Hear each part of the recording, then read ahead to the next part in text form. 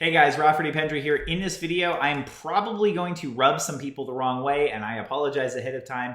What I'm going over is theoretical knowledge versus real life knowledge. Degree, no degree. I'm going to make somebody angry. Sorry, not sorry. This is an interesting conversation point, which is, does a degree mean that somebody is qualified to do something? And the answer is no. No, it doesn't. It does not automatically make somebody qualified.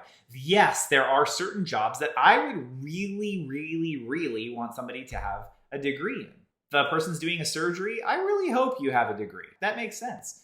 And in that, it's a very specialized set of knowledge. And by the way, they have to have a certain amount of practical, real life doing experience before they ever even start cutting a human being. There are so many things today, though, that a degree does not help with. It doesn't benefit. You start to weigh like a master's in business, MBA, master's in business administration today. That doesn't make you qualified to run a business any more than a guy who has been running a business. It doesn't mean you're automatically not qualified. It just doesn't mean you're qualified.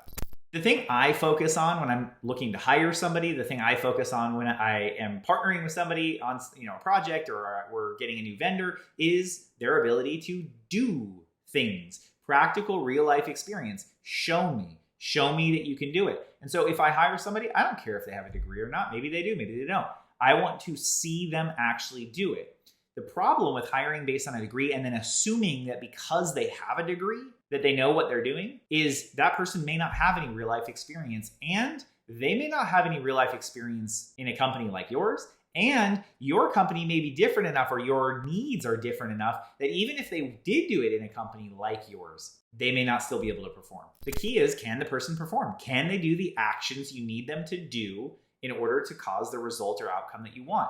Which brings me to the second part. Some people might be saying, yeah, the degree, and yeah, okay, I knew that. I didn't care if somebody has a degree. But what about this part? What about the fact that somebody has experience working for a company similar to yours? Are you going to take that experience and automatically assume they can do it? Because I have been very disappointed a number of times based on the fact that somebody did sales very successfully, and then they come in my organization and they do not do well in doing sales. And you know what? Sometimes that was because our sales process was not good enough. Okay. Sometimes that was because the other person wouldn't do our process. Even when we gave them the opportunity to do the process, they just wouldn't do the actions. Just because somebody has experience selling or doing some job in a corporate Fortune 500 does not mean they're qualified to sell for a company that is a really small business.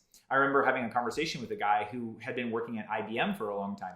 And that's great. That's amazing that he worked at IBM. They had a very specific sales process. They had a very established marketing team. And they had a brand that everybody knows, like all of Earth knows.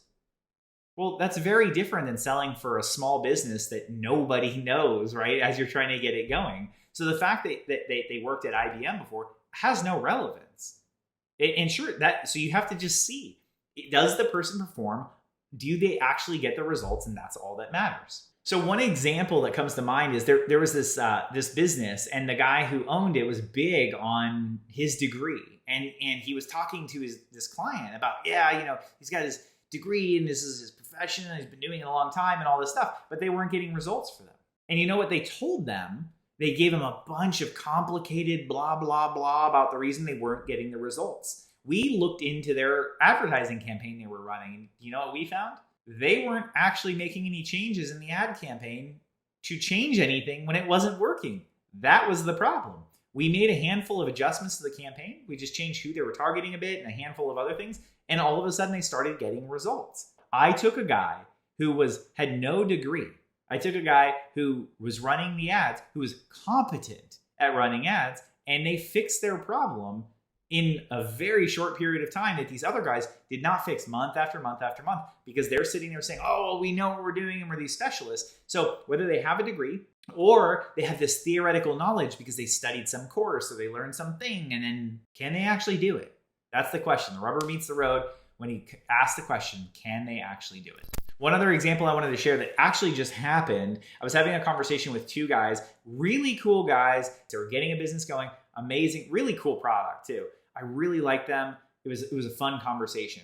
But they had this advisor that was telling them, oh yeah, you need to do all these things before we can even really begin selling. And to me, I was like, that is the worst advice in the world. I'm sorry. I don't know what to tell you, man. That is horrible advice. You need to start selling. And my question to them was, do you have a product or service that can actually solve a problem for somebody right now? Like, forget all the other things you could do with this product. Do you have something that's good enough where there's some problem somebody has and you can start solving that problem? And they said, yes. I said, great. Then go find the person you can sell. Go get one person and another person and another person. And that is all we need to focus on. We don't need to focus on the next feature that's needed. We don't need to focus on some other things.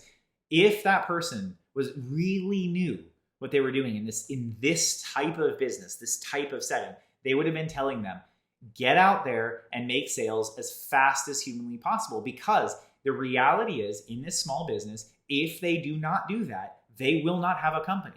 That's it.